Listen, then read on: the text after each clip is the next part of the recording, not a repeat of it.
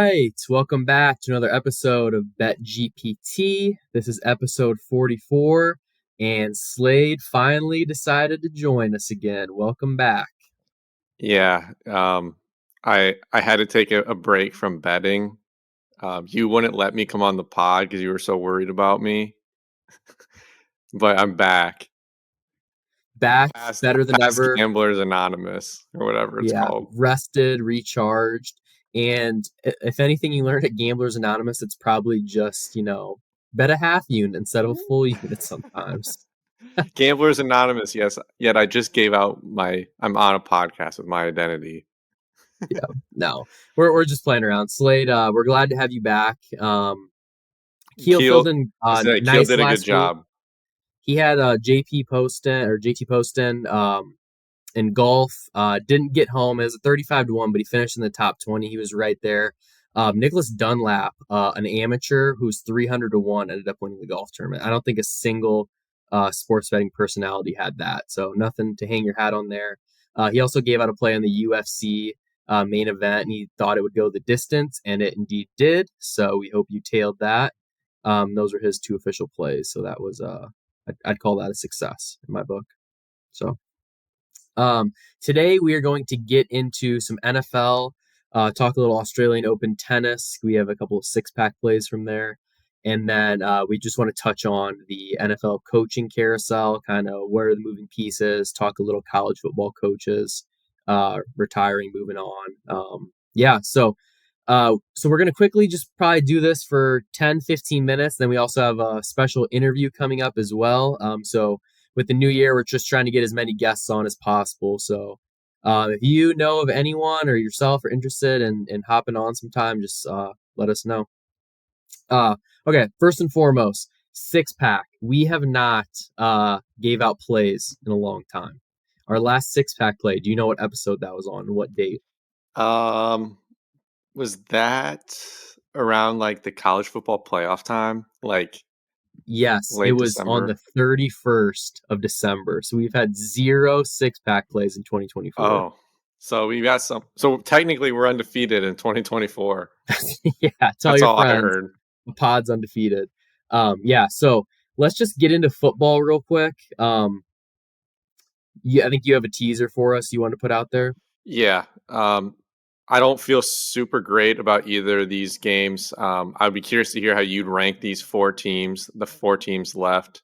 So the Chiefs and the Ravens play Sunday at 3 o'clock Eastern, and the Lions 49ers are Sunday night at 6:30 Eastern.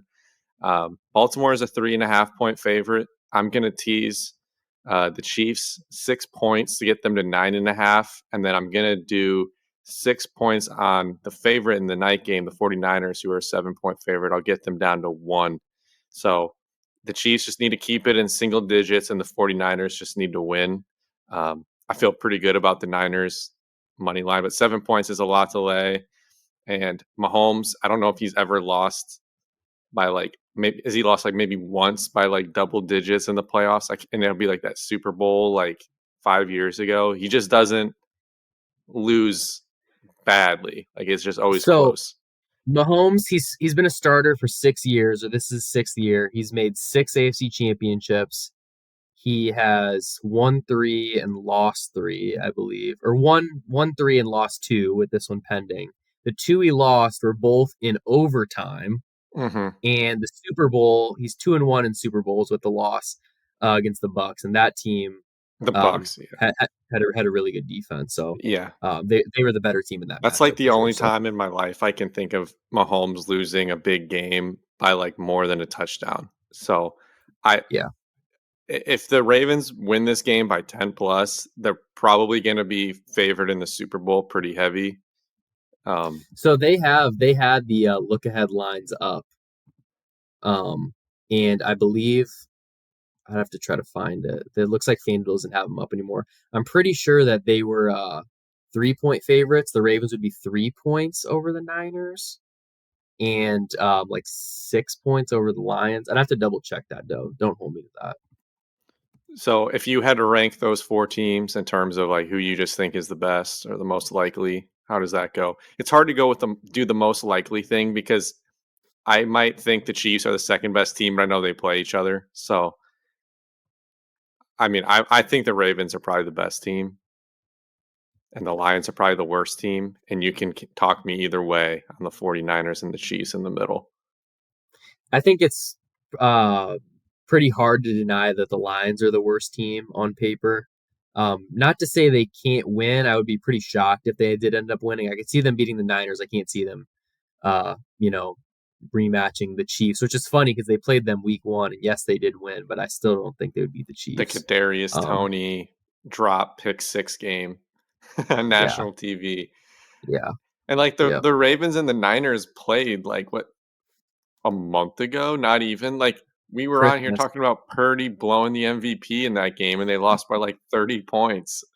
Yeah. So it's like if the I, Chiefs win, or the Ravens win, I feel like they're gonna be a pretty big favorite. So I would have to go with them. And then obviously they have the home field in this game as well. yeah. So yeah, my rankings. It sounds like you're saying Baltimore one, two or three, San Francisco, Kansas City, and then Detroit. I'm actually going to put San Francisco one, and that's same as what the odds say. So a lot of the odds have the Super Bowl likelihood at Niners plus 135, Ravens plus 170, Chiefs plus 440, and Lions plus 850. What did they I have though when if it was Ravens 49ers? What was that line? and I had it The at 3 for the Ravens. Okay, so they think the Ravens are better. They just think that the Chiefs are a better opponent probably than the Lions. Yes. Okay. Yeah. Yeah. I believe that's the case. I'm gonna go here. Oddshark has the look ahead lines up here. Let me just go ahead and double check this. So while it's pulling up here, um, it's it's just really interesting because like the whole year the conversation was the NFC's loaded, the AFC's not great. Is that actually the case? No. Because the Cowboys did not look good. The Eagles were actually terrible. The Bucks were not a good team, and they were legitimately the third or fourth best team along with the Packers. Yeah. And yeah, I guess they peaked at the right point, but that still doesn't necessarily mean that I they're that almost good. had to eat my own words with the Packers cuz I still think they aren't very good, but they were honestly like a few plays away from we could be talking about them in the Super Bowl. Yeah, we'll talk about that with our guest here in a little bit when we break down the games. But yeah, it is very hard to believe that they lost that game. If you're telling me that they had the ball up, what were they up 4 with like 6 minutes left? Aaron Jones rips off a 50-yard run to get to around the 40-yard line. There's no doubt they're going to get into field goal range. They might even punch it in and seal the game. And then Anders Carlson misses like a 42-yarder. And then you know how the rest of it goes. They drive down the field, no problem. CMC scores, and then Jordan Love throws a pick in the weaning moments of the game. Yeah, that was an Um, interception might have been like the highlight of the Bears season. Packers losing, good draft spot. Doesn't get much Yeah. better. That's a successful season, Chicago. I have the look ahead lines up, so I want to apologize. I was wrong. If it's Niners Ravens, Niners are 1.5 point favorites. You look Wow. like you want to bet Ravens money line I at that would if point. they played each other. Yes. Okay, We just watched them kick their ass like 3 weeks ago. it's true. It's true. Next one, Lions Ravens. Ravens are 4.5 point favorites. Chiefs Lions. Chiefs are 3.5 point favorites against the Lions, and then the Chiefs Niners. Niners are 3 point favorites over the Chiefs. So I think that's a little interesting. So the Niners are 1.5 against the Ravens, but 3 against the Chiefs. But then the Ravens are 3.5 over the Chiefs now. I think a lot of that might have to do with home field advantage, I'm guessing, in the AFC. Yeah, I have no idea. That's interesting. Yeah, so yeah, we have our 4 here. Sounds like it could be anyone's game in the top 3, and the Lions would have to pull off a pretty miraculous upset, but they made it this far. They haven't won a playoff game since '92. It's kind of like Team of Destiny vibes. Um, yeah, I don't know. We'll talk about it a little bit more. I think that like what I want to talk about with our guests more is like a lot of the coaching gaffes and their like decision making this past weekend. It like amazes me that there's 32 head coaching positions, and there's maybe like 5 or 6 guys who actually like call timeouts at the right time Yeah, and like look like they played Madden growing up. yeah, That never ceases to amaze me. yeah. I thought that was like one of the worst games Shanahan's called. I know Dan Campbell's always going to be doing something weird. Obviously, they had the Bills and Andy Reid. I mean, McDermott with the fake punt, Andy Reid calling a reverse to a guy who had just fumbled on the same exact play. There was just a lot of bad coaching this weekend. But Yeah, that's why if a team like the Lions, if they don't beat themselves, they have a pretty good chance of making it a field goal or touchdown game, and from there it can go either way. the Lions might have. I mean, if is Debo, what's Debo's status for the Niners? Yeah, so that's the biggest thing up in the air. He's questionable.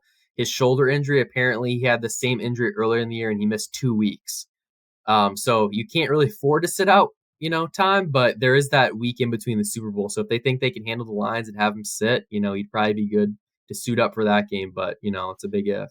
Okay. Yeah. So last thing, I was going to say the Lions might have the best skill players offensively out of the 4 teams, but I can't say that if Debo's healthy, because then I think the Niners would probably edge them out just because of how clear CMC is of everyone else.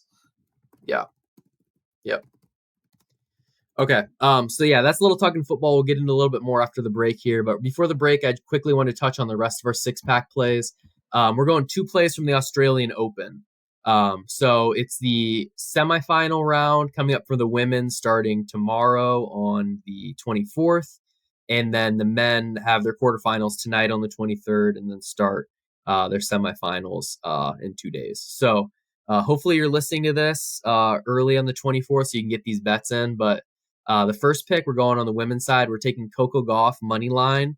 She's at plus 170. She's versing Sabalenka, who's the number 2 overall seed, number 2 player in the world. Sabalenka and Coco Gauff, they're the 2 best players in the field by far. So it kind of sucks that they're facing each other in semifinals, whereas the other side of the bracket, there's going to be a brand new finalist, and they're also brand new semifinalists too. So the draw broke well for those girls up top, but then these two, Coco and Sabalenka, this is a rematch from the U.S. Open, which Coco Gauff won in 3 sets. Sabalenka is a huge favorite here at like minus 200 because she looked like she's in better form, but the U.S. Open was like 4 months ago, if that. She just beat Sabalenka. She can do it again. She handled her power. This is a coin flip. We're taking her at plus 170. I'm just putting a half unit on it.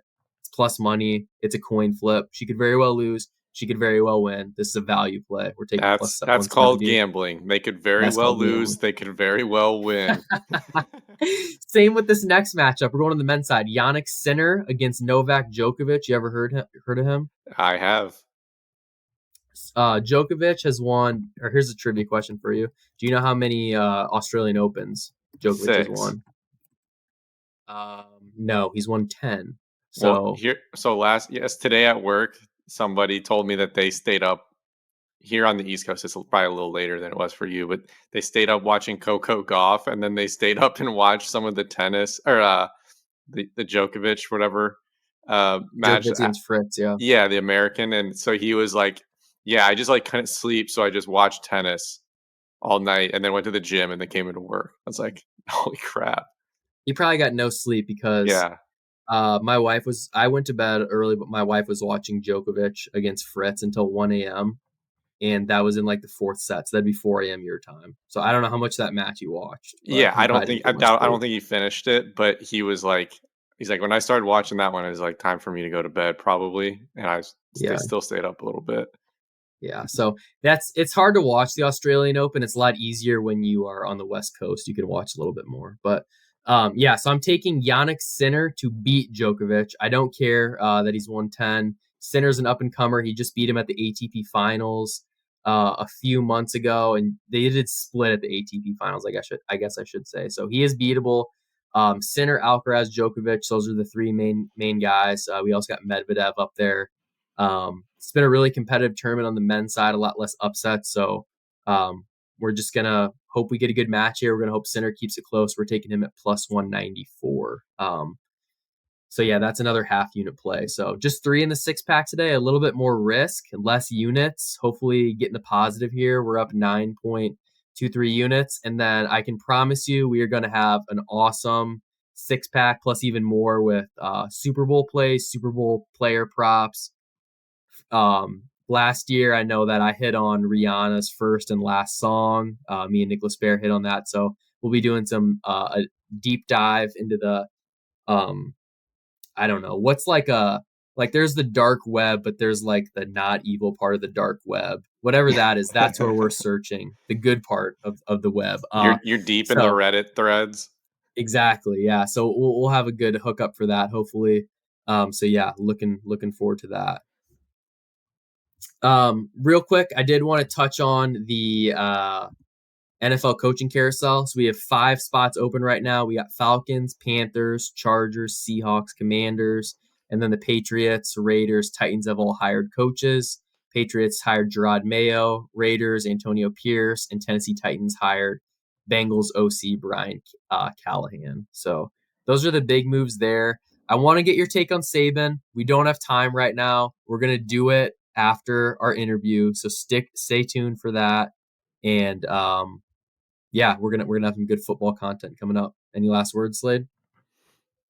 No, I definitely have some thoughts on Saban and Alabama, so we can save that. Just a little teaser. Slade texted me the other day. He's like, I have to talk about Bama on the pod. So, Yeah. um, and if you're wondering who our next guest is, I don't want to get your hopes up, but it may or may not be Caden Proctor's mom talking about her son's commitment to Iowa. No, I'm just kidding. All right. Uh, Yeah, here we go. We'll get our guest on right now. All right, so we have a very special guest today. We have Evan Davis. We got another person on the West Coast welcoming me onto the pod or joining me on the pod. Evan, how you doing, my man? Doing great. Feeling good to be here. It's a nice Tuesday afternoon, ready to talk about some sports. Exactly. So Evan is a big football fan, baseball, knows a little NBA. So we'll run the gambit here and talk about a little bit of everything. I want to start with NFL. I think we should just go through each of the 4 games, kind of talk about what we didn't like about the winning and losing teams, and then kind of how that's going to affect our handicap for this upcoming weekend's games. So I assume you guys watched all the games. Hopefully, I know Evan, you did. Slade, I don't know about you. You seem half the time you're screwing around on the weekends. I was gonna say I definitely watched the Packers game the closest, uh, because I'm a hater, and it's kind of like how we hate LeBron. So like rooting against LeBron, like as a Bears fan, the closest thing I have to that is I get to root against the Packers. Mm-hmm. Yeah. Oh, So you rooted against the Packers. We'll start with that one, Evan. It sounds like you bet on the Packers. You had some conviction on them. They looked like they were going to win. They deserved to win. They were winning with 6 minutes left. Aaron Jones rips off a long run. They miss a field goal. They drive down the field. CMC scores. Like, I mean, what did you think about that game? Yeah, so to start off, I mean, that I believe it was like plus 325, plus 350. It looked really nice. Looked good, especially after them coming off a win from the Cowboys, Mm-hmm. who I actually favored to maybe go to the Super Bowl, possibly, or definitely go to the NFC Championship. So since they were looking so strong, I thought, the Packers, this is a good money line that I might want to take. I didn't like the spread as much. I think it was at like 10 or nine and something a like half, that. yeah. Yeah. But I mean, I felt confident, and I mean, at one point I was watching the game, and then the Packers were up. What it was 14 at one point, I think was their biggest lead, Yeah. something like that. And then I just kind of tuned out a little bit, and then came back, and then I was like, oh wow, this is actually getting pretty close. And then it played out how it played out. I mean, I'm not happy for the 49ers being up in the Bay over here, but I thought it would have been cool to see the Packers win. A little cool storyline moment right there. Did you Yeah. contemplate a hedge when you saw they were up? Yeah, I mean, I thought about it, but I was just like, might as well just stick to it. I kind of like to stick to my guns when it's betting a little bit, which kind of bites me more than it works out. I feel like I'm the same way, and Slade's always like texting me, like begging me to hedge on something. So that's he I'm did a have me. I'm a He did have glass me. half empty guy, I guess. You did have Yeah. me hedge on the Brock Purdy MVP with Lamar, so I will forever be indebted to you for that. Okay, But yeah, that's a yeah. good find right there. So speaking of Brock Purdy, he did not play well the first 3 quarters. And then the fourth quarter, that final drive, he did a couple key throws. I know he's missing Debo, and like the 49ers are a well-oiled machine, but when they're missing one guy, whether it's CMC, Debo, Ayuk, whoever it is, that's when the wheels kind of fall off a little bit. Do you think that the Niners are live to win next week, even though Debo could be out? So they'll be obviously playing the Lions, which we can talk about that game in a second. But do you think they're 7-point favorites? Do you like them to win against the Lions? I mean, for me, I'm kind of rooting for the Lions pretty big in this playoffs. First it was the Browns, but then they kind of lost in tragic form. So I mean that is what it is. Thanks for bringing that up. Yeah, so that was a bummer. I bet on them, so I can't say that I was happy that they lost in any way, shape, or form. But I like the Lions a lot. I think the Niners and in the playoffs in general, we're kind of seeing these rookie quarterbacks or first, second, or third year quarterbacks with not a lot of playoff experience kind of still showing. And people kind of forget that. I mean, Brock Purdy, even though he's doing great, he's still fairly new to the playoff game, even though they've been so consistent in winning since he's been there. And it shows. I mean, Jordan Love, especially, Brock Purdy kind of takes them a little, find their stride. Debo is going to be a huge player in that if he plays or not. That to many people, and including myself, is the big difference maker and if they're going to win or not. Debo's playing. Yeah, I almost feel like if you want to bet on that game, or at least bet a lot on that game, you kind of have to wait until the injury report comes out Sunday morning, or I guess Sunday afternoon, because the Chiefs Ravens are first, and then the Niners game's in the afternoon. Also, For Brock betting on Purdy. that, I would almost maybe right now take the Ayuk over, just assuming the worst and assuming that, he's going to have to carry the load in spite of Debo maybe even playing and nursing an injury a little bit. So that's what I'm kind of thinking. Yeah, I like that because I was listening to a few podcasts this morning and last night to kind of prep for this, and a lot of people were talking about how the Lions secondary isn't great and they're really susceptible to bigger plays, especially kind of with the Niners offense, when they are playing well. So I was going to look at Ayuk's overs, but also Ayuk's like his longest catch. You can usually get those, like over somewhere in the high 20s, low 30s. I can just definitely see him like ripping a slant like 50 yards or, Purdy throwing deep. So, yeah. I haven't looked at the weather for this game, but I know last week Brock Purdy, like going back to his time in college, he has not played well in the rain. Obviously, he had a game, was it earlier this year, where he struggled in the rain again? I know against the Browns. Yeah. And so I was just like kind of blown away at how inaccurate he was last week. At least through the first 3 quarters, he'd obviously figured it out at the end. But like, it just seemed like every throw was in the dirt for like at least the second and third quarter of that game. And so I think that you might get a bounce back from Purdy in terms of like how he looks, how many points the 49ers score, the passing game just in general. So I do like that Ayuk play right there. I looked up the weather report. It's supposed to be better. It says partly cloudy skies between 55 and 70 degrees. Just don't rain. I think he can play in the cold. I don't think he can play in the rain. Well, he's dropping back to pass and he's like adjusting his glove as he's dropping back to pass. Like, that's ridiculous.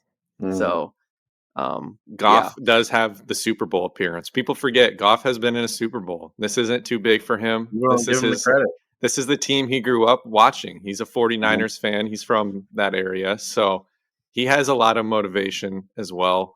I'm kind of leaning towards I gave the 49ers out in our 6-pack, but I did that down to -1. So I obviously don't feel super confident in laying the 7. Yeah.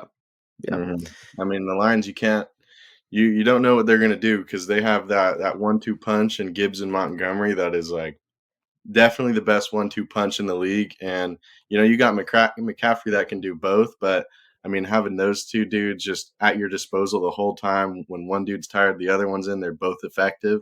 Yeah. I mean, it's dangerous. They got Amon-Ra St. Brown. They have a great offense, and No, it's going to be a good game for that reason. Yeah, so we saw that with the Lions beating the Bucks 31-23. Gibbs went 9 for 74 and a touchdown. Montgomery only went 10 for 33, but like what's kind of unseen with him is he's such a great pass protector, whereas Gibbs is kind of too small and they can't really rely on him to do that. They also gave it to Craig Reynolds on that random like 4th and goal, and he like just walked right in. So that was a nice play call by Dan Campbell. Amon-Ra, you mentioned, went 8 for 77 and a touchdown. This one was kind of a weird game because the Lions kept taking 14-point leads, and then it would get down to 7 and they'd put it back up. So they eventually held on 31-23. One thing I really wanted to bring up, I don't know if you guys caught this, but the Lions got that turnover of Baker with like a minute 33 left. You talking about the time management? Yeah. And I didn't catch it in real time. I saw it on Twitter.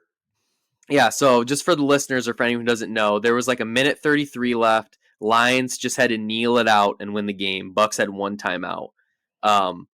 The Lions kneeled it. The Bucks didn't look like they were calling timeout, so Goff just went up and like kneeled it again with 17 seconds left on the play clock.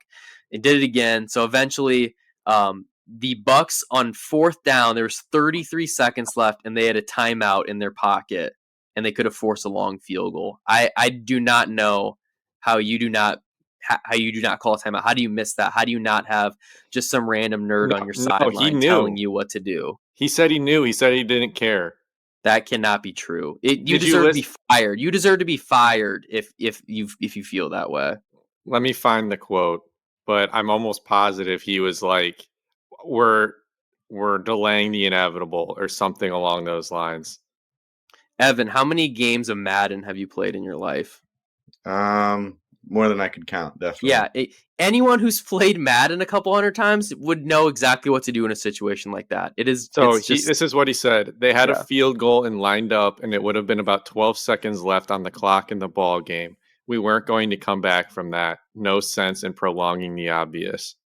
Why can't you block it?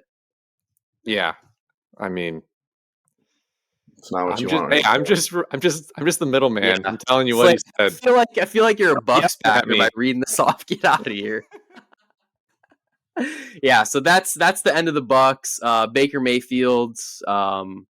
That's being a Baker Mayfield fan. He plays well, does something stupid at the end of the game. He took too many sacks too. I know he played well overall, but yeah, knocked them out of field goal range at least once in the first half. Yeah, that was a good game. I mean, Baker, you can definitely tell that he's trying really hard, and that's what causes him to make some crucial errors, but also some really good, plays. Yep. All right, let's shift over to the AFC. First game, Ravens-Texans. I kind of half watched this, half kind of zoned out just because it was never really close. Either you guys have any major thoughts on this game? You're talking about last week's the game that they just played, or the upcoming one? Texans, yeah, Ravens-Texans last week. No, I turned that shit off in like the third quarter.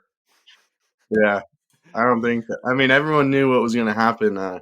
You're looking at arguably the best team in the league, and I don't think that there's much argument with that.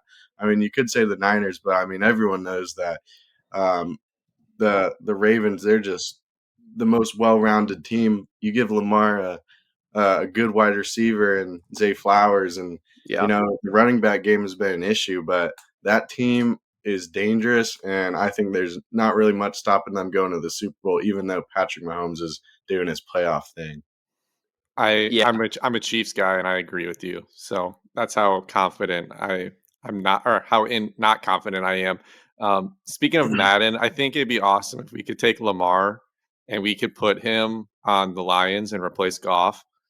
I think that would be an awesome scenario because you could have Amon-Ra St. Brown, you could have Sam Laporta, and then you could have the 2 running backs and a better offensive line.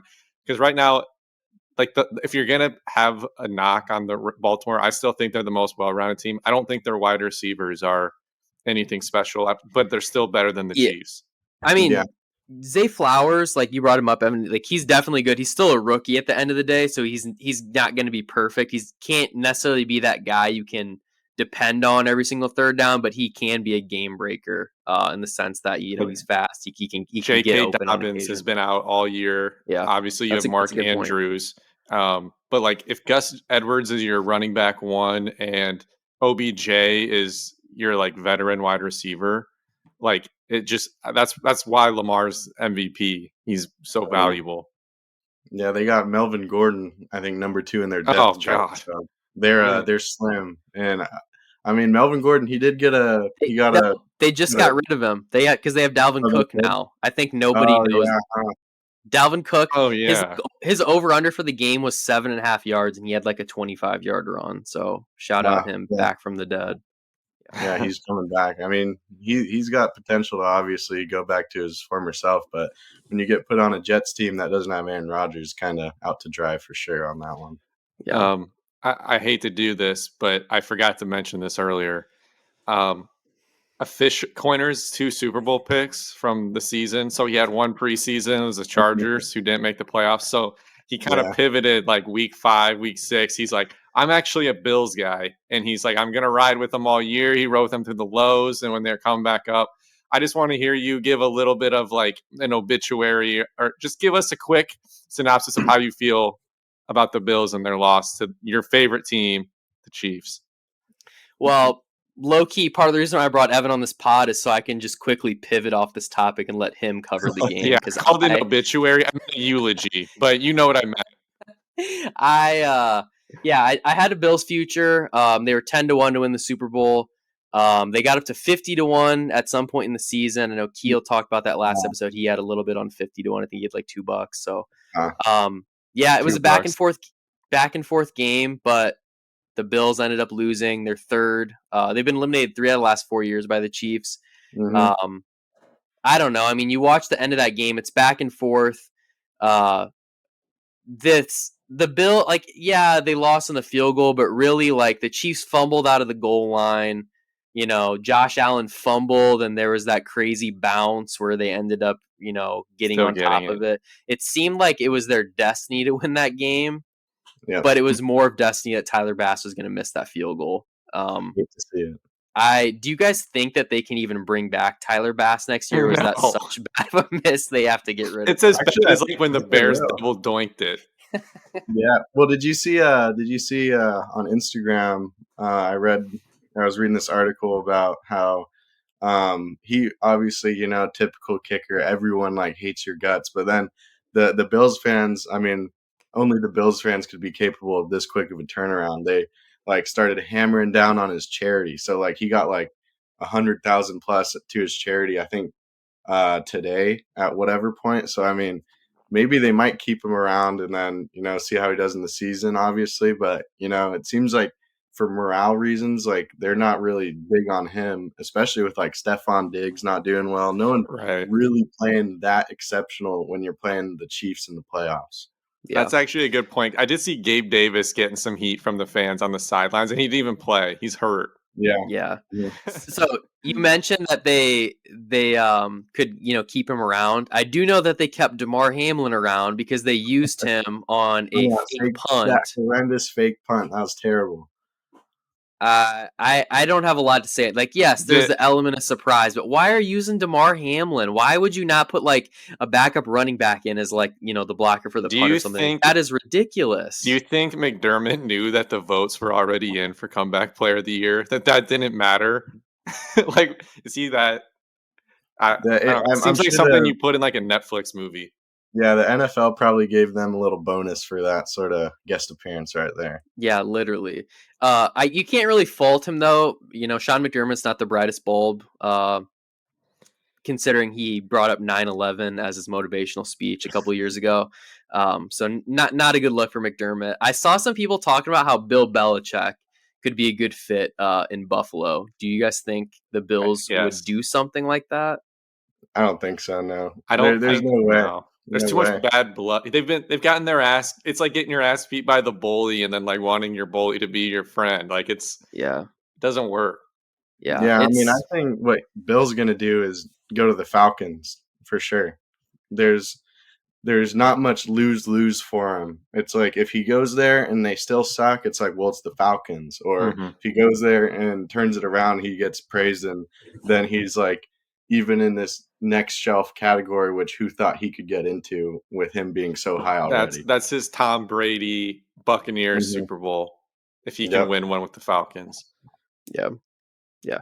It's pretty interesting though. The Falcons have brought in a couple guys. They had Raheem Morrison for their second interview today. They've had 2 interviews with Harbaugh. It sounds like Harbaugh is going to end up with the Chargers though. So, yeah, I don't know. I think it's really easy to say Belichick going to the Falcons, but crazier things have happened. Maybe, a team is a little hesitant to hire him because he's going to want full control. He's not going to want a GM. He's going to want to be in charge of all player personnel. And that's just not really realistic in today's NFL. You could get away with that 20 years ago, but there's so much analytics and decision-making involved that putting in the hands of one guy who hasn't really drafted anyone good in the last 3 or 4 years,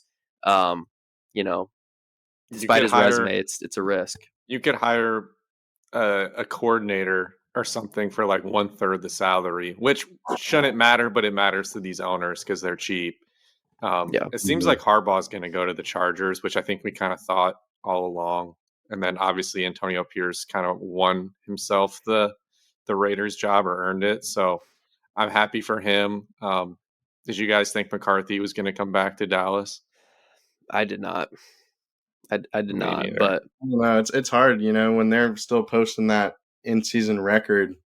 It just becomes a matter of, was it really his fault, or who's the lights too brightest for on that game? And it could very well be him, but I'm not sure. That Dallas team had a whole lot of problems everywhere with being in that playoff position despite their regular season success. So sometimes you can be a victim of overachieving. Definitely them. Yeah. With the Eagles going down and them going up, everyone was like, all right, if they're projected better than the Eagles, then that's Super Bowl or bust. Definitely. At work today, there's a guy who wears a Cowboys hat every day. He hasn't worn it the last 2 weeks ever since their loss, and he's been wearing a Yankees hat now. So, switching from one America's team to the other. And then it'll be a Lakers hat in the Lakers, June. Yeah. There's one thing that I never really kind of realized being a bet with this guy that I work with. He's a Cowboys fan through and through all the way. And right before the playoffs, he ended up buying 2 Super Bowl tickets for $8,000 a piece. Because he was just all in on the Cowboys, and then they lose first round, so then it automatically becomes a gamble. Because you want that Niners Cowboys NFC Championship, because whoever goes to the Super Bowl, you're going to get good money out of that ticket. So, yeah. If the Cowboys don't go in, good, you sell it to a Niners fan, they'll buy it for $10,000 easy. But he was at this point where it's what if the Texans play the Buccaneers and then the value drops? Yeah. half? That is crazy. So is he rooting for the Lions then? I feel like the Lions fans would go nuts. Yeah, he was telling me that the best case scenario, and we were talking about it, is if you're in that predicament and you're after round 1, you want that Ravens versus Niners, or that Bills. The AFC is more interchangeable at that point. The NFC, it's you need that Niners push. Otherwise, it's the Lions next bet, which is some dude from Detroit will pick it up, but it's not likely to be as valuable, obviously, as a Niners ticket. So it's interesting. Yeah, he did all right though, because I think this is the one time in a Lions fan's life that they could watch a Super Bowl for their team. So they might get them to kind of shell it out financially. But yeah, typically the bigger fan bases like the Niners, I'd feel a lot more comfortable. And even if the Bills would have made it, I think their fan base would have gone pretty crazy to buy those tickets too. Definitely. I mean, you got the dream matchups, but it's just so crazy how you're taking this gamble first off, hoping your team gets there, and then once your team, who happens to be a general public favorite, gets eliminated, then you're oh shoot, I need to get rid of these tickets and not screw myself totally. It's interesting. As a little entertainment to the pod, maybe the 3 of us next year find a way to get 8K and we do the same thing. Little risk on the pod. Nothing wrong with that. Yeah. Just for the story. Just for the story. And then if it doesn't work out, we're this was just for fun. We need our money back. Yeah, this guy could indirectly show us a new gambling wave right here. 'Cause, Yeah. imagine if you get that dream matchup, you pay 8K for that ticket. You could easily 21K sell that thing a week before the Super Bowl if you got um, Bills and the Niners. Like easy. This Yeah. reminds me of January 1st, 2016, where Coiner and I did this at a smaller scale where we bought Rose Bowl tickets on like student discount and then sold them on the market. So we got them. We made like a 400% profit. And I was like in college. I had my mom like help me mail the tickets. I didn't know what I was doing, but I pocketed that cash. Easy. I met some guy in a McDonald's parking lot. He had like 80 Iowa stickers on his van. He's like, I'm making a trip to Pasadena. I'm like, all right, give me my money. And then they go and CMC just destroys them. Yeah, I was gonna say, imagine being the guy to hand over that ticket for 3 times the value, and then after the game, be like, that guy paid 21K to watch his team put up a donut. Like that would be crazy. Yeah. You'd have to have a wellness check on me if that happened. Yeah, we're gonna start a new wave next year with Super Bowl tickets. We're gonna revolutionize. we're gonna have you on the pod like a month before the playoff starts. Just give us like a Super Bowl ticket market update. We'll have a little graph and everything. It'll be good. Yeah. So we obviously need to decide who's going to be in the Super Bowl. So we have our matchups. We have the Chiefs at the Ravens, Lions at the Niners. We'll start with the Chiefs Ravens. Evan, it's 3.5. The Ravens are favorites at home. Do you have any leans here? Are you betting against one of the best QBs of all time, Patrick Mahomes, or are you sticking with him? I am 100% taking I would actually probably take plus 3.5 because, while I think the Ravens will win, I think it'll be a very close game. But I mean, honestly, the Ravens, it seems like they're going to be the runaway favorites with this for a good reason. So, I mean, plus 3.5 for the Chiefs doesn't seem like a bad bet, especially when, Patrick Mahomes, even though, don't really want to see him go to the Super Bowl again. He's kind of turning into like that Tom Brady-esque where it's like, he's been there too many times. Give it for someone else a little bit. Yeah, 6 straight AFC title games. He's 3-2 in those games. Pretty impressive. No, we've never really seen this with anyone. It's been, Michael Jordan, Tom Brady, Patrick Mahomes. These all-time great guys going on a run. I personally, for those who didn't listen to the last episode, I have Lamar Jackson most playoff rushing yards at 40-1. So I've thrown $20 on that. So I'm really just rooting for Lamar to just run for 200 yards. That's really all I need at this point. However, it's going to be really hard for me to bet against the Chiefs. I'm going to probably end up on that plus 3.5 sometime before the end of the week. I like that bet. I mean, thinking about it, when you break down the Chiefs defense, I mean, they got Chris Jones in the front, who's their big wrecking ball, and then they got L'Jarius Sneed in their secondary, who's been outstanding the whole season. Their linebacker core, they're good, but I mean, definitely outshined by the other two like areas of the defense. So I mean, that could be great for his little 10-15 yard sprints, getting those easy rushing yards to the outside. I mean, could work out super great for that. Yeah, I could definitely see those chunk plays happening for sure. Yep. Mm-hmm. One other thing I want to bring up in this game would be the kicking. So both kickers, Butker is one of the top 5 kickers in the league. Justin Tucker is one of the best all time. Justin Tucker hit a 50-yarder last week, but in the regular season, he was 1 of 5. Butker hasn't missed from 50-plus all year. Slade, do you think that's going to be a factor this week? Because, I mean, we just saw it in the Bills game. That was a miss. If Butker's going up and kicking that, it's going in. If Tucker's kicking that, it's going in. Do you think that there's going to be any crucial misses, or is it going to be pretty straightforward for those kickers?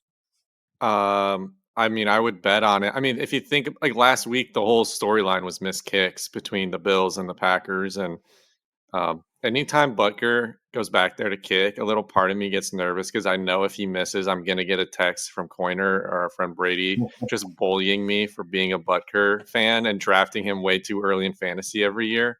But if I'm not going to get Mahomes on my team, I kind of like having him. So it's like I get the reward for the Mahomes touchdown still.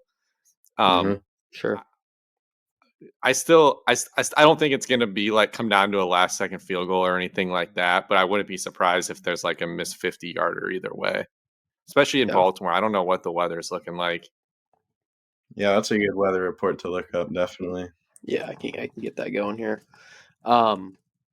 Yeah, Butker, he did miss a 42-yarder in the Super Bowl last year. I don't know if you guys remember that. I do. I was with you. Yeah, of course. All right, so the current weather is in the 40s. It looks like there's a possible chance for rain. It's doesn't look like it. It says 50% chance of rain. Doesn't look like it's gonna snow. It's not gonna be cold enough. It's gonna be in the 40s, maybe low Wind? 30s. Wind. It looks like there's just gonna be moderate to mild wind. Nothing crazy. Okay. It says variable wind, whatever that means. That's I like the think most cop out answer ever. Yeah, I Mhm. think this game is going to come down to if the Chiefs can stop the run or not, because that was the most frustrating part for me last week watching the Chiefs. Is the Bills gashed them the whole first half and even parts of the third quarter running the football. It was like every first down was like 6 or 7 yard run to Cook. If they can't stop the Ravens running the ball, I am going to be pretty concerned, because obviously you even have now the threat of Lamar. I mean, obviously Allen can run too, but Lamar is obviously a different type of athlete when he starts running the ball. And if the weather's not great, if it is wet, I don't think that favors the Chiefs necessarily. If you're going to rely on throwing the ball around and you have bad wide receivers and a wet ball, I don't like that combination. Especially with the last game, they were playing a good defense in the Bills, but the Ravens are even better defense. Their Much point better, yeah. margin is considerably better than most teams in the league. So, I mean, with that aspect, because the Bills, they almost couldn't stop Mahomes at all. They were the first punt, and I think that was about like 10 minutes in or something, or 15 minutes in, which is, I mean, crazy in itself. That just shows you how good those offenses are. But I mean, if anyone can stop this Chiefs offense, it's the Ravens defense, and they're going to have to show it, and they're going to have to watch a lot of Bills film to be able to do that. It's really interesting the Chiefs are playing these two teams back to back, because yeah, the Bills have like great firepower on offense, but they're down like 3 linebackers this year. Mahomes just shredded the middle of the field. Well, you're going against the Ravens now, who have Roquan Smith, a couple other good linebackers. Like, it's not going to be that easy. Mahomes is going to have to attack the sidelines, which he has the arm to do. There's no doubt about it. But these wide receivers are going to have to get open. They're going to have to find pockets in the zone on the outsides, and they're going to have to convert it. So it's not going to be easy. The Chiefs can do it, but I do think it's going to be much, much tougher than last week. I did also I found one stat real quick. So we talk a lot about DVOA. I know it's been a while since we brought it up. But like DVOA is essentially, reading it off here, it's defense adjusted value over average. So each play is like graded for how a team would on average do against that defense or that offense, whatever it is. The Chiefs were a 0% DVOA against the Dolphins offensively, and were 53% defense against them. So their defense won them that game. I think it's going to have to be somewhat similar to this too. I don't think we can expect the Chiefs, to go crazy offensively. They're not putting up 40. This isn't that same old team. They're going to need people like Chris Jones and Snead to really get the job done. Who's that safety for the Ravens? Hamilton? What's his first name? Kyle Hamilton, yeah. I always think he sounds like a NASCAR driver. Doesn't that sound like is that a NASCAR driver's name? I don't know. I mean, I definitely think there's some Hamiltons that have driven some NASCAR. Is it Denny Hamilton or something like that? Denny Hamlin, yeah, and Kyle Busch. I think you're combining those two. Slade, do you have a Daytona 500 pick? It's coming up in a couple weeks. The only NASCAR I'll bet is on the Charlotte Speedway course, because I'll drive out there and get some scoops from the crew, but I don't have anything. All right, we'll stick to football. This next game, the night game, we have Niners 7-point favorites against the Lions. Slade already mentioned this before we had you on, Evan, but he just wants to tease this down to 1 and then find another leg in that teaser. Are you feeling strongly one way or the other? Are you going to stick to player props? What do you think about this game? Typically, I don't like sticking to player props as much because, I mean, that's where my eyes will get really big, and I'll try to shoot for those bigger parlays. Yeah. But, I mean, seven's an interesting split. I mean, the Lions, I feel like, are still kind of underrated a little bit, even though I don't think they should be rightfully. So, I mean, the Bucs did just give them a game, but the Bucs were a hot team in the league, so I don't think their record shows for actually how good they were in the moment. But, I mean, I like the Lions a lot. I think the Niners are good, but it just depends on, Brock Purdy and Debo. And if you had to give me more confidence on a per player basis, it would probably be the Lions over the Niners. Wow. So you're going +7 or you're going money line? I think I'm taking +7 on the Lions right there, definitely. Okay. That's it's hard because like I want to say that's the right move. Obviously, like it's so hard to know, but Brock Purdy scared me a lot last week. He did not play well. If he has another poor game, the Niners are gonna basically have a really tough offseason. It's like I know Shanahan loves this guy, but or do you want to keep him? Because there was that story that came out last week that they asked Tom Brady to come out of retirement for this year. And Tom Brady had an Instagram post in May where he joked, or we don't know if it was a joke, but he said in May he was thinking about coming out of retirement, but then didn't. And they straight up told Purdy, like, we would take Brady, even after he had a great year last year, took him to the NFC Championship. So, obviously it's Tom Brady. It's one of the all-time greats, but, everyone has to feel good about Brock Purdy, not just Shanahan. So I think this is a big spot for him. He had multiple throws last game, as he did against the Ravens, where they should have been intercepted. In the Ravens game, they did end up getting intercepted on that Christmas night. So it's just hard. I mean, I think the game script is going to have to go a certain way for the Lions to be winning. I think they need to jump out in front, and you need to make Purdy continually throw the ball. Because I think if the Niners are winning and then they're just, CMC has 35 carries, like I don't think the Lions really have a chance. You have a good point. I like your point about Purdy's future. Like if he goes out there and sucks, he's going to get all the blame for this. Fair or not. He's going to be like, well, you had a game manager leading he was driving, you asked him to drive a Ferrari and not crash it. Like you weren't winning because of Purdy. Like that's what it'll be all off season. It'll probably get a little over the top, but I mean, also, do the Niners have a ton of options? I mean, you have Sam Darnold on your roster. You're going to pick around 30th, and I mean, I guess you could go out and get Kirk Cousins, but like, is that even an upgrade? I don't know what you really do, especially if you have to pay him $30 million. Yeah, I mean, they got so much money in so many different areas, especially their defense. So they're kind of banking that Purdy needs to work out, and I mean, being in the Bay too, especially. There's not one Niner fan that won't tell you Purdy's that guy, or that they'll tell you Purdy's that guy. Yeah, they have so much faith in him, and like I'll kind of like bend them around a little bit, and I'll be like, there's 10 other quarterbacks in the league that I'd rather have than him, and then they'd be like, no, that's not true. Then I'll just name them easily, and then there's not much like fight against it either, because when you start like bringing out how many talented quarterbacks there are, and then it highlighting how amazing that 49er offense is, it takes away from Purdy. But, if at the end of the day he wins a Super Bowl, then, we all kind of look like fools in that aspect, and he can finally say, I told you so. But, there's a lot of ups and downs, and his ups are great. And but his downs, like when he played the Ravens the first time and threw, I think, 4 or 5 interceptions, that clinched me a playoff win in one of my leagues for fantasy. I mean, it's a big deal. You can't really have fluctuations like that, especially on a team like that with such high expectations.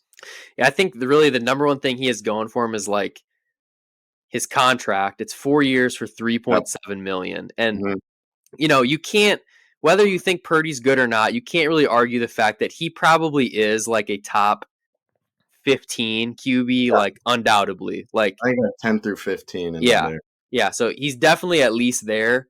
But his numbers this year, he led the league in pretty much every single offensive statistic. So then the argument's like, well, anyone can do that in that offense. But if that's the case, then why would any team ever draft a QB? Why would you ever re-sign someone? If anybody can do it, then just sign Sam Darnold for the veterans minimum and install that offense. So it's hard to know. We're going to get some questions answered about Purdy in the next couple days. If he goes out, plays well this game, plays well in the Super Bowl, and wins MVP, I mean, I don't think you should ever be able to talk negative to that same level again about him because he proved it. So this is his chance. We'll see if he can do it. Yeah, I mean, whether he does it or not, I think they at least give him one more year, definitely, because they have so much money, and I think they don't have a first-round pick till 2026. I might be wrong on that. So, they are all in right now. They need to win, and with his contract, it's like the best way they could do it. And honestly, I think Sam Darnold could do just what he can anyway, so they're not like super worried if he goes down. Yeah. Yep. Yeah, I totally agree. Totally agree. Okay. Yeah, so those are the two games. Evan, we appreciate having you on. Before we let you go, we do have a couple questions here. One, I want to know, what's your official Super Bowl prediction? Who do you have winning it? I don't care about the spread. What's your pick?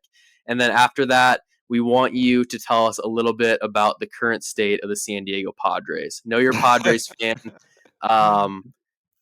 I don't want to say whether it's been good or bad. That can be your opinion. I'd love to hear you talk about it for a sec. So the floor is yours.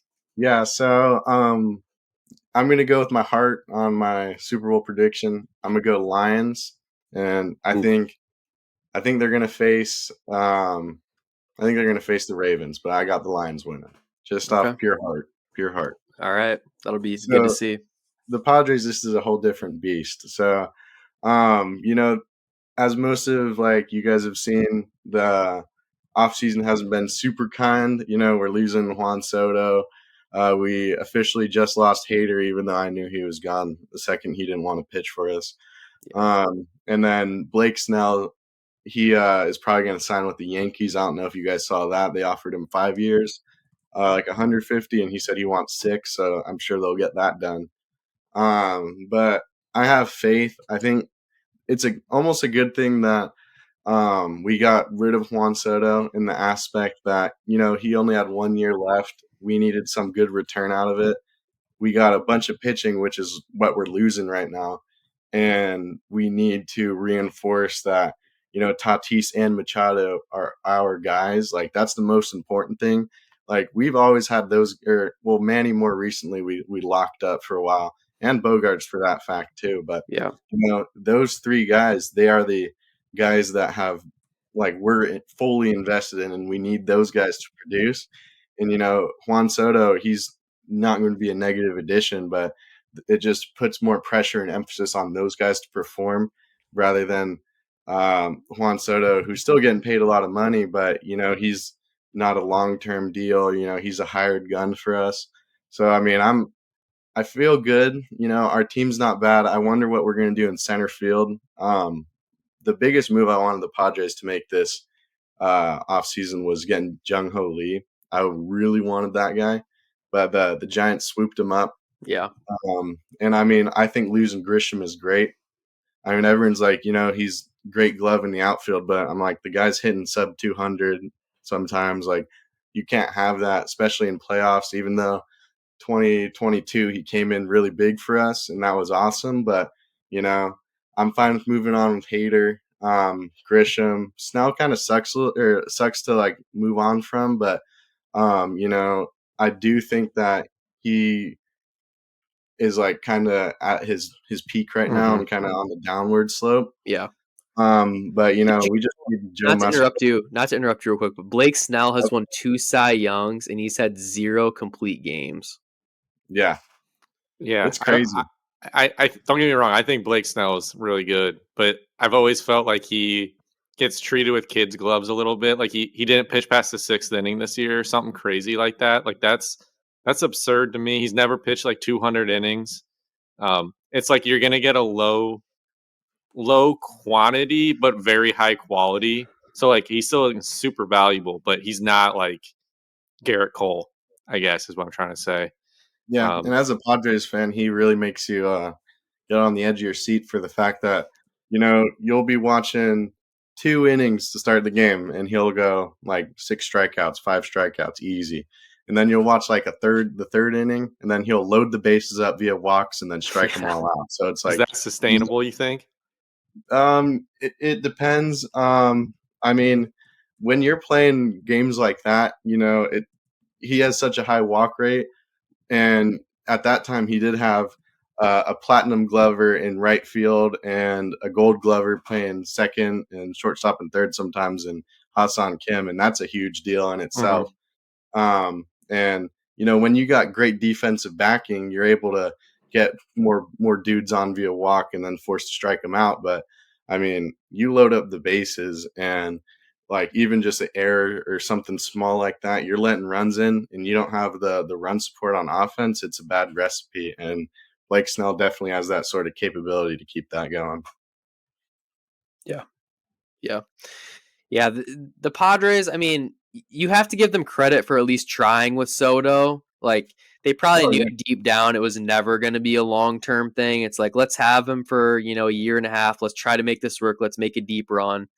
It Hmm. didn't end up working out. Towards the end of last season, people still kind of believed, even up to like the last 25 games, people were like, well, if the Padres, finish Yeah. 17 and It was that 8, guy. That was me. That was me. yeah. So Yeah. that was me too. I mean, because they're stacked. You look at that, nobody had a better lineup. So Yeah. And yeah, baseball's it just playoff is so, there's so much randomness. And like, obviously, the Diamondbacks made it to the World Series. It was like they were the team where it's like, if they got in, I wouldn't want to play them despite their record being dog shit. Um, Yeah.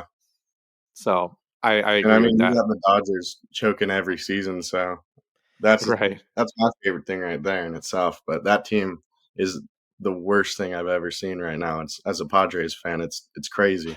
Yeah. uh, I think we it's can all gonna agree. be a great day when the Dodgers get eliminated by the Phillies or something in like a best of Yeah. 5 series. It's gonna be Dodgers awesome. Elimination Day is going to be a holiday because they are going to be so annoying and we're all going to hate them.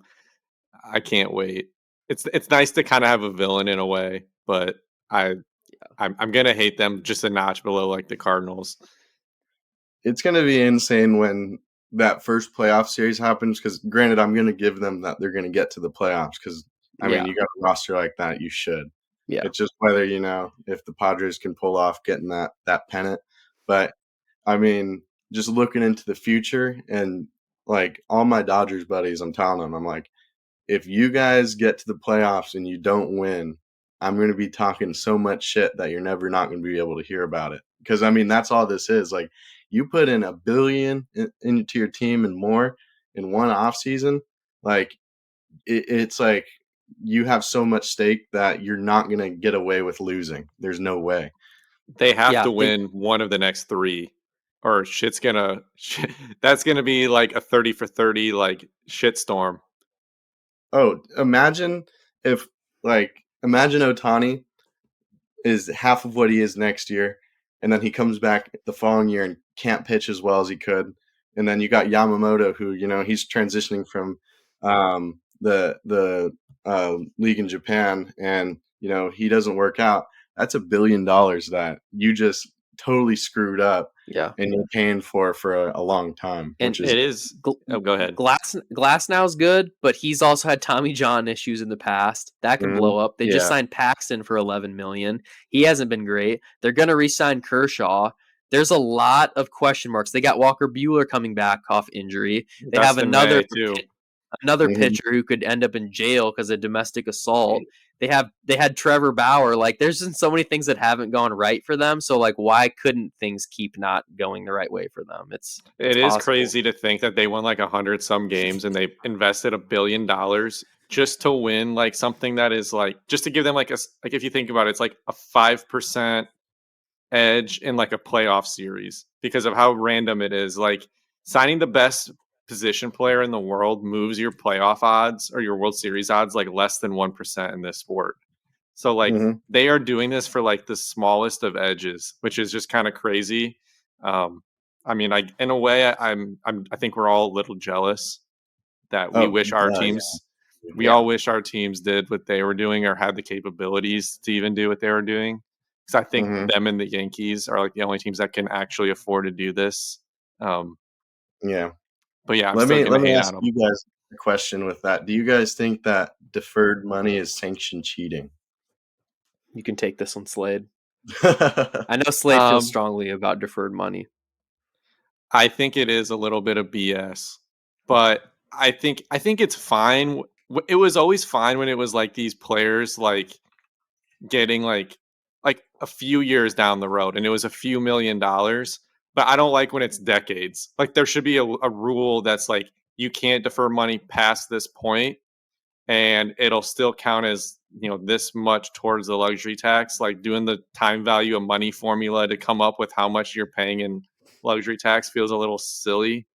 You're kind of making some assumptions on like the economy there in a way. Like, what is the dollar going to be worth in 20 years? Like, we're kind of estimating. We don't know, but yeah, I think there has to be some rule in place where like you can't defer money till 2040. That seems like common sense. Yeah, they gotta have something because it's like the UFC where if you guys are familiar with Alex Pereira, Mm-hmm. so he walks around like 225, but he's fought at middleweight. He's won a championship at middleweight at 185, which is like you're juicing it super hard. Like you are like not really fighting at your true weight, which is like you're paying all this deferred money 10 years in, but you're not really like paying them like how it should work out. Yeah. It's all in like the sanction cheating aspect where it's like you're not doing anything wrong, but is it really right? I'm not too sure about that. So Yeah, I think that's a good comparison. It's because like it, it's just hard though because like in baseball, it takes two to tango. So if someone wanted to sign me to deferred money, I would personally say hell no. I want all my mhm, money in my 10 Yeah, years because mhm. like I just want that money. I want to know that I have it. I don't want to be 80 yeah. years old and getting $10 million. I don't care about that. And 99% of the league is would have the same mindset as you. And so it would take a player of like the Otani, the Harper, some like it's this really only impacts those guys because of the fact that those guys make so much money off the field. It doesn't impact them, or they're still getting a ton in the present and a lot in the like later on. So like they might not feel it as much, but like to a utility man who's signing a 2-year, $20 million deal, like they want that money now because they know like the time value of money is crazy. Well, plus most of the guys that are taking this huge deferrals, I mean, you look at like a lot of the smaller like contracts that are taking deferrals, it's just like 1 or 2 year deals, whereas like a lot of these huge deferrals are going to come from like these overseas players who would prefer to have their money where it like matters to them most and like in the economy that they seem most fit to like kind of take or like hold their money for. I mean, California's trying to pass that law to take Otani's deferral away so they could tax it and get that money in their hands. So it's interesting when you kind of see that. But I mean, 10 years is absurd. It's way too long. Shouldn't be allowed, but it is for some reason. He's going to be getting paid $68 million every year from 2034 to 2043. Jeez. Just And crazy. can you imagine 10 years go by and then the Dodgers have nothing to show for it? And in those years, they're just given 68 million. And then like, Ownership's going to sell the team immediately before having to pay that and just take the hit on the valuation.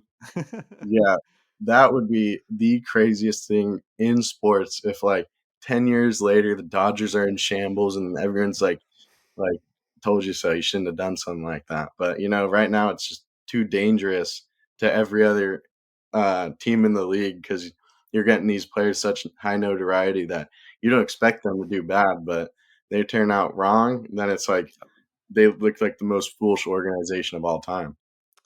I think the biggest thing we can take away from this from a betting aspect is every year try to find your opportunity to bet against the Dodgers. If you consistently do it over time, you're going to come out on top. And I hope I don't get clipped on this or put on like old takes exposed like 5 years from now, but I do not think the Dodgers are going to win like several World Series in the next 10 years. I think they'll win like 2 tops. Yeah. It could even be less. I do not see it working out extremely well for them.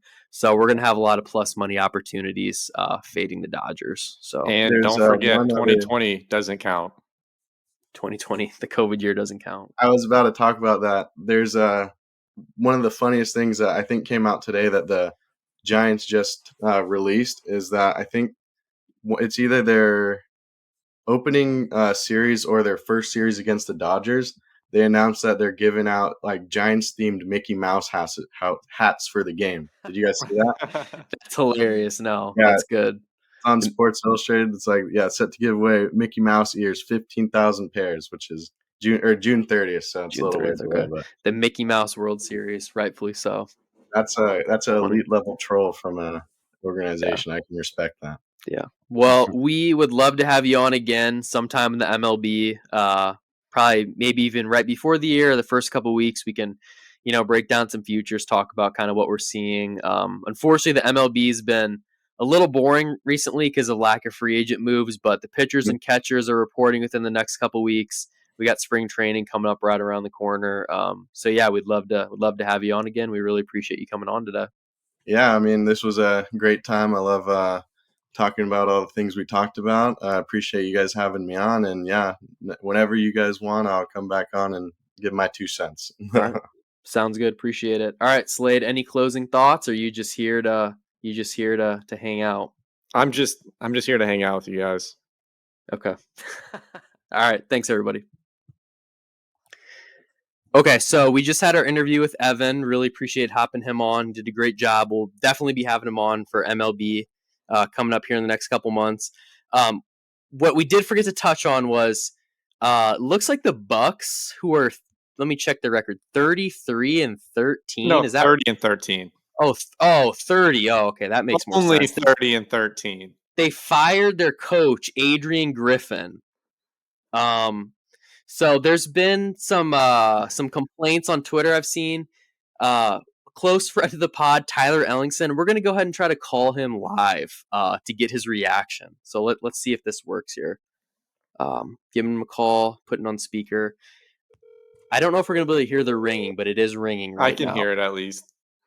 When we edit it, sometimes gets out. So, all right, we're on the second ring. I wonder what excuse he's going to have about this. I'm coaching high school basketball. They're trying to get Doc. What's up, player? Dude, where are you? I'm on a bus right now with my high school team. Oh, you're on the bus. Okay, sorry. I hope this isn't too loud, but you are live on BET GPT right now. We want to know your thoughts on the Bucks firing their coach and looking at Doc Rivers. I think firing him was the right move. The team definitely wasn't clicking. However, they seem to have screwed up the hiring process a little bit. Giannis came out that he did not want Nick Nurse as coach. It's probably the right hire at the time. But yeah, Doc Rivers, do not like him at all. Hasn't won really anything besides 2008. Choker in the playoffs. I don't know. Seems like a lateral move. So you're happy that he got fired because I saw you tweeted "what" in all caps, but then you said "we're so cooked, second round exit, here we come" in regards to Doc Rivers. Yeah, the "what" was just a shocked reaction that he got fired. But yeah, Doc Rivers was probably one of my last choices. Okay. That I would want as the coach of our team. Okay. This is what happens when you let your players determine who's the next head coach instead of the GM and owners. Hey, well, guess what? If you didn't let him decide, he was going to leave. So, that's what you get. And I hate to say it, but you are when you wake up tomorrow morning, you're going to be one day closer to the 76ers eliminating the Bucks in the playoffs. I can see it coming. We're going to be up 3-1, 3-2 in the series, and Doc's going to do what he does best.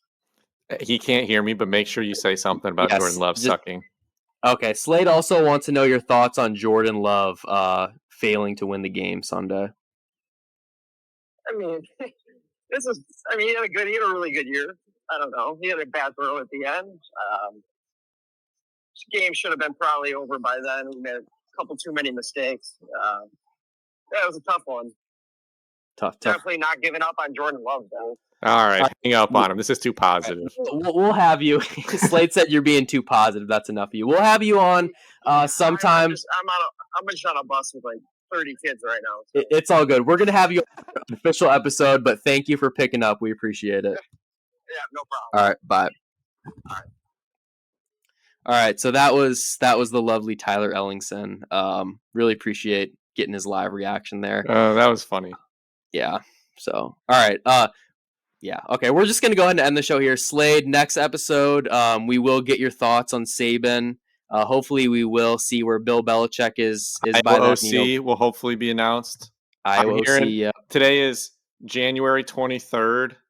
I had a source text me that they believe it is going to be the former Duke OC, Kevin Johns.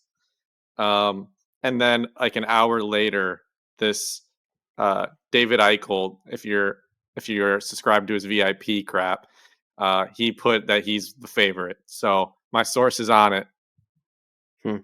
Okay. Well, we will see if that comes to fruition or not. All right. Thank you for tuning in, everybody. This has been another episode of BET GPT.